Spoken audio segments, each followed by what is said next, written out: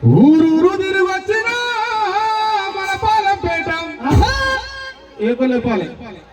ఊరూరు తిరిగి వచ్చిన మన పాలంపేట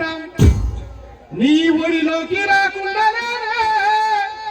శివరాత్రి పూట ఒక నాన్న ఊరూరు తిరిగి వచ్చిన